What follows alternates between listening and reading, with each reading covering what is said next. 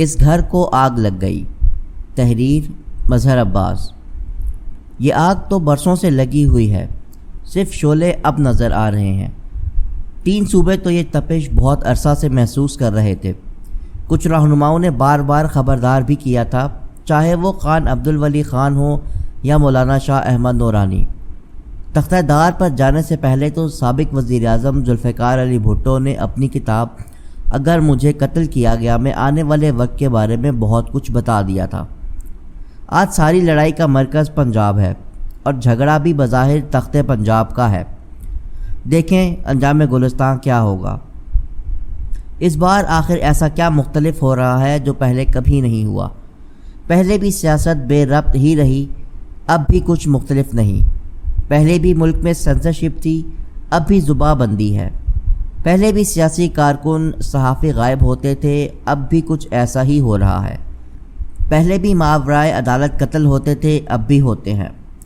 جو کچھ الگ ہو رہا ہے وہ کچھ یوں ہے۔ پہلے وزیر اعظم کو گھر بھیجا جاتا تھا تو سہولت کار عدلیہ اس عمل کو درست قرار دے دیتی تھی۔ ملک میں آئین پامال ہوتا تو نظریہ ضرورت آ جاتا۔ ایک وزیر اعظم پھانسی چڑھتا تو ایک نے جوڈیشل مرڈر کیا، دوسرے نے عمل کیا۔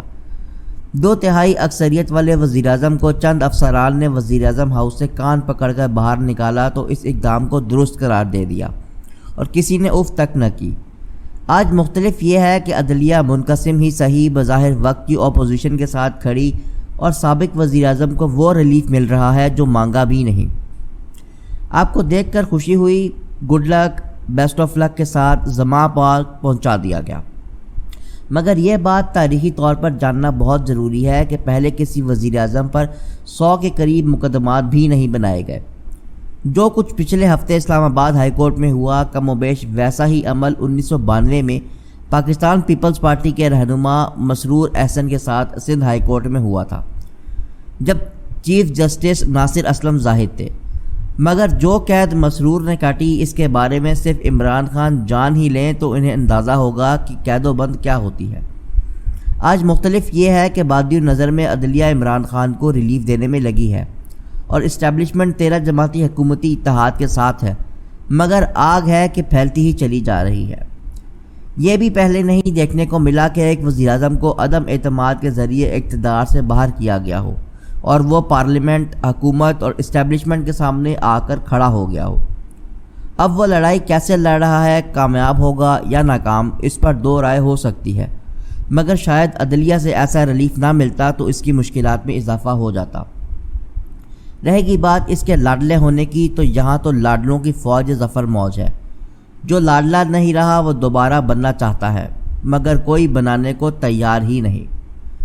کچھ لوگوں کا خیال ہے کہ بھٹو سے لے کر عمران خان تک زیادہ تر بڑے سیاستدان گیٹ نمبر 4 کی پیداوار ہیں، مگر شاید یہ بات اس کے لیے بھی کی جاتی ہے کہ بھٹو کا سیاسی سفر ایوب خان سے شروع ہوا۔ اس نے اس کا آغاز اسکندر مرزا کے زمانے میں ایوان صدر کی لائبریری سے کیا اور بقول قدرت اللہ شہاب چند روز میں پریزیڈنٹ ہاؤس کی چھوٹی سی لائبریری کو کنگال کر کر رکھ دیا۔ پھر تو وہ کوئی یار سے نکلا اور سوئے دار تک گیا۔ میاں صاحب اور عمران خان کی تخلیق میں قدر مشترک یہ ہے کہ دونوں کو سیاست سے کوئی دلچسپی نہیں تھی، جبکہ بھٹو نے اپنی عملی سیاست کا آغاز سکندر مرزا کی کابینہ اور پھر ایوب خان کی کابینہ سے پہلے ہی کر چکے تھے۔ وہ 1954 میں لاڑکانہ آبادکار ایسوسی ایشن کے صدر منتخب ہوئے۔ بے نظیر بھٹو نے تو اپنی سیاست کا آغاز برطانیہ میں ضمانت طالب علمی سے کیا اور ماشاءاللہ کے خلاف جد و جہد سے سیاست آگے بڑھائی۔ ہماری سیاست کو برا کہنے، جمہوریت اور سیاستدانوں کو گالی دینے والوں کی کوئی بھی کمی نہیں، مگر یہ سارے دانشور، تجزیہ کار اور سیاسی دوست صرف تخت پنجاب کی سیاست کا جائزہ لے لیں تو بہت سی باتیں سمجھنے میں آسانی ہوگی۔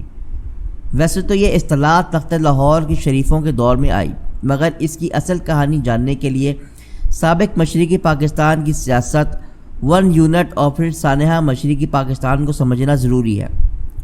میں نے کہا نا کہ آگ تو بہت ہی پہلے سے لگی ہوئی ہے، اب اس لیے محسوس ہو رہی ہے کہ اس پنجاب کی اس لپیٹ میں ہے۔ پی کو 4 بار تقسیم کیا گیا، کامیابی نہ ہوئی تو شریفوں کو تخلیق کیا گیا۔ انہوں نے بھی آنکھیں دکھائیں تو عمران خان کی تخلیق ہوئی۔ پہلے جنرل ضیاء نے سیاست میں آنے کا مشورہ دیا، دعوت دی، پھر جنرل حمید گل سے لے کر دیگر جنرلوں نے حمایت کی۔ زیادہ تر کا مسئلہ عمران خان کی محبت نہیں، شریفوں اور بھٹوں سے نفرت تھی، اور یہ سارے ایک دوسرے سے لڑتے رہے، اور آخرکار جنرل قمر جاوید باجوہ نے 2018 میں اقتدار دلوانے میں مدد کی، اور پھر جب وہ ناراض ہوئے تو بہت سے نئے پرانے لاڈلوں کو جمع کر کے اس لاڈلے سے نجات حاصل کی۔ بس 13 لاڈلے اور تحقیق کار ایک غلطی کر گئے کہ ایک تیزی سے غیر مقبول ہوتے ہوئے وزیر اعظم کو مقبول ترین بنا دیا۔ دوسری غلطی یہ کر گئے کہ یہ ان لوگوں میں سے ہے کہ جن کی کوئی ضد بن جائے تو وہ وہاں وہ نقصانات اور انجام کی بھی پرواہ نہیں کرتے۔ اس وقت ملک میں جو کچھ ہو رہا ہے وہ پہلے کبھی نہیں ہوا۔ اب بات بہت آگے تک جا چکی ہے۔ پہلے چند دنوں اور ہفتوں میں جتنے پاکستان تحریک انصاف کے رہنما اور کارکن گرفتار ہوئے وہ 3-4 سال میں سب سے بڑی تعداد ہے۔ جو کچھ 9 مئی کو کراچی تا خیبر ہوا وہ بظاہر اتفاقیہ یا قدرتی رد عمل نہیں تھا، ایک خاص منصوبہ بندی نظر آ رہی تھی۔ عمران کی لڑائی حکومت سے نہیں کہ وہ اس حکومت کو کچھ سمجھتا ہی نہیں، اس کی براہ راست لڑائی اور ٹارگٹ اسٹیبلشمنٹ ہے۔ ماضی میں جو لوگ اینٹی اسٹیبلشمنٹ رہے ہیں وہ آج اگر مگر کا شکار ہیں۔ یہ ایک غیر معمولی سیاسی صورتحال ہے اور لگتا ہے کہ انجام بھی غیر معمولی ہوگا۔ جب تک شعلے چھوٹے صوبوں تک رہے کسی کو اس کی تپش کا احساس تک نہ ہوا۔ اب یہ آگ بڑے صوبے تک آ گئی ہے۔ تخت پنجاب کی لڑائی تختے تک آن پہنچی ہے۔ ولی خان نے کہا تھا کہ ہم جو کھیل افغانستان میں کھیل رہے ہیں اس کا اختتام ایسا نہ ہو کہ اسلام آباد میں ہو۔ مولانا نورانی نے 1982 میں کراچی پریس کلب میں کہا تھا، اگر یہ بار بار کی مداخلت ختم نہ ہوئی تو اس آگ کو کوئی پھیلنے سے نہیں روک سکتا۔